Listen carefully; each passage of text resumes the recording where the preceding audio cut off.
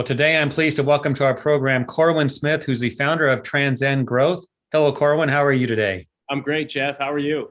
Doing good. Good. So we're all looking forward to something. ISSA Show North America, November 15th through 18th in Las Vegas. You have not just one, but two presentations there. Tell us about that. Yeah, so presentation's broken into two parts. Day one, we're going to cover some foundation fundamentals and do some workshopping. And then day two is going to build on the work we did in day one. So this is in a distribution track. So you're going to concentrate on distribution in the industry?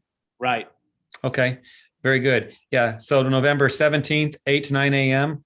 November 18th, 9 to 10 a.m. Early morning sessions. We'll make sure the coffee is flowing. Exactly. What will attendees get from your presentation? Give us a sneak peek takeaway.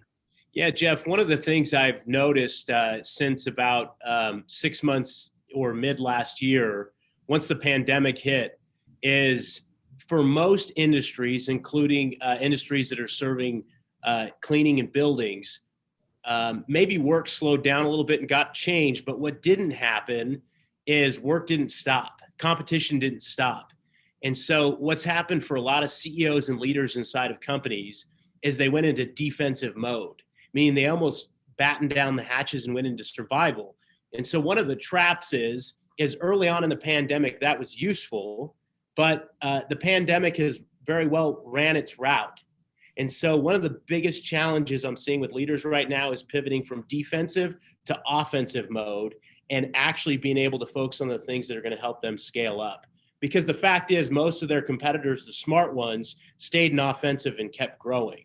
So really what this session is around is how do you pivot from defensive to offensive and scale up your company inside of this new environment and new economy, because some things did change. And so what we're going to focus on is the three barriers for growth. Number one is focusing on the leadership development. How do you develop and grow leaders inside your company? Number two is making sure you have a scalable infrastructure. I've been there. I've been an entrepreneur, grew and sold a company myself. And as you add more employees to the company, the chaos grows exponentially. So making sure the infrastructure for your business can scale with your business. And then number three is making sure your marketing and strategy is effective today.